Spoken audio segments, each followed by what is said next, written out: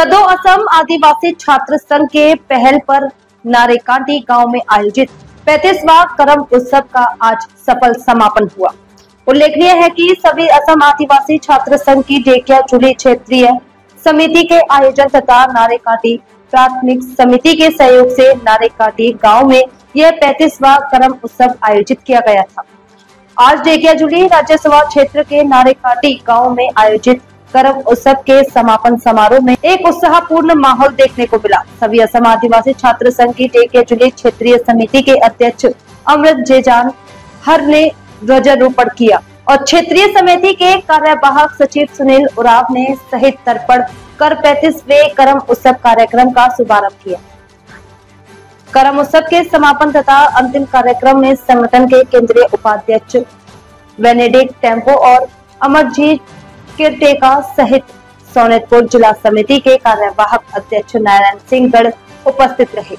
इधर असम में निवास कर रहे आदिवासी लोगों को जनजाति का दर्जा नहीं देने पर समापन समारोह में आदिवासी छात्र संघ की ढेकियाजुली क्षेत्रीय समिति के अध्यक्ष अमृत जेजान हर ने केंद्र और असम सरकार के खिलाफ आक्रोश व्यक्त किया। হয় আজি আমি খোদ অসম আদিবাসী ছাত্ৰ সন্থা ঢেকিয়াজুলি আঞ্চলিক আৰু নাৰায়ণকাটি প্ৰাথমিক সমিতি উদ্যোগত আজি আমি কৰম উৎসৱ উদযাপন কৰিছো। কৰম উৎসৱ হৈছে আমাৰ আদিবাসী জনগোষ্ঠীৰ জীৱন পদ্ধতি আৰু সাংস্কৃতিক গভীৰ প্ৰতিচ্ছবি আৰু আমি এই কৰম উৎসৱটো উদযাপন কৰাৰ মূল উদ্দেশ্য হ'ল আমাৰ প্ৰাকৃতিক ৰক্ষণাবেক্ষণ কৰা, কিয়নো আমি আদিবাসী জনগোষ্ঠীৰ জল জংগল আৰু জামিনৰ লগত জড়িত আমি জনগোষ্ঠী, সেইকাৰণে আমি প্ৰাকৃতিক আমাক ৰক্ষা কৰাৰ আমাৰ কৰ্তব্য। আৰু বিশেষ কৰি আমি আজি তাৰিখত দেখিবলৈ পাইছো যে চৰকাৰে যি পদক্ষেপ লৈছে প্ৰাকৃতিক ৰক্ষা কৰিবলৈ আৰু এটা কথা চৰকাৰে উপলব্ধি কৰিব লাগিব যে যদি আদিবাসী জনগোষ্ঠীৰ কলা সংস্কৃতি যদি ৰক্ষণাবেক্ষণ কৰিব পাৰে প্ৰাকৃতিক অটোমেটিকলি ৰক্ষা হৈ যাব। কিয়নো আমি আমাৰ মূল আদিবাসী জনগোষ্ঠীৰ মূল উদ্দেশ্য হ'ল জল জংগল আৰু জামিন তাক আমি ৰক্ষণাবেক্ষণ কৰা জনগোষ্ঠীয়ে হ'ল একমাত্ৰ আদিবাসী জনগোষ্ঠী। সেইকাৰণে আমি অসম তথা ভাৰত চৰকাৰক আমি অনুৰোধ কৰিব বিচাৰি আছো যে আদিবাসী জনগোষ্ঠীৰ যি আমাৰ অধিকাৰ, যি আমাৰ মৌলিক অধিকাৰ তাৰ পৰা আমাক বঞ্চিত কৰি ৰাখিছে, এইখিনিক আমাৰ এই কৰম উদযাপন এই কমিটিৰ পৰা আমি চৰকাৰক অনুৰোধ কৰিবলৈ বিচাৰিছো অতি সোনকালে আমাক আমাৰ যোনটো প্ৰাপ্য অধিকাৰ চৰকাৰে প্ৰদান কৰে যেন। হয়, জয় জয়তে খোদ অসম আদিবাসী ছাত্ৰ সন্থা আছা ঢেকিয়াজুলি আঞ্চলিক সমিতিৰ উদ্যোগত নাৰায়ণকাটি শাখা সমিতি আৰু স্থানীয় ৰাইজৰ সহযোগত এইবেলি আমি 35তম বাৰ্ষিক কৰম উৎসৱ উদযাপন কৰিবলৈ মনস্থ কৰিছোঁ। যেহেতু আজিৰ এই কৰম উৎসৱৰ মূল উদ্দেশ্য হৈছে যেহেতু আমাৰ আদিবাসীসকল জল জংগল জমিনৰ লগত জড়িত, যেহেতু আমি এই কৰম উৎসৱটো উদযাপন কৰোঁ কাৰণ থেংকছ গিভিং, আমি প্ৰকৃতিক ধন্যবাদ দিওঁ। যেহেতু প্ৰকৃতিয়ে আমাক যি নেকি খেতি বাতি কৰোঁ সেই খেতি বাতি যাতে ভাল হওক, খেতি বাতি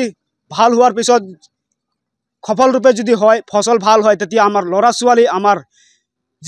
ছোৱালীৰ আমাৰ ভৱিষ্যত যাতে ভাল হ'ব, সেইকাৰণে আমি কৰম উৎসৱ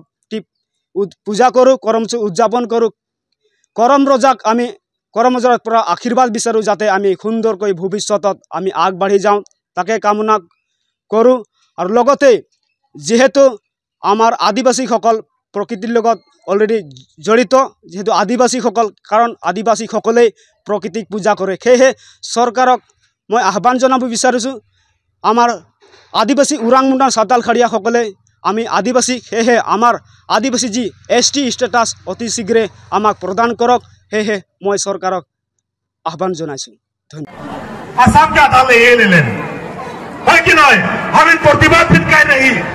कि सरकार सुन लग आज सरकार बोलते जे राभा बोड़ो मान ST देखकर बाधा करो थे, हम इनका प्रतिवाद कह रहे सुन लग नहीं सुन लग शिकर चलते हम जिन्हें सरकार के आठू गड़ाए का है बोले हम इनके राजनीतिक बहुत दरकार है कि नहीं के बोला। आज द्रावड़ मानी नारायणकाटी गांव में जैसा हमें के दुर्गा उड़ान के मेंबर जिताया से रकम आने वाला पंचायत इलेक्शन तो है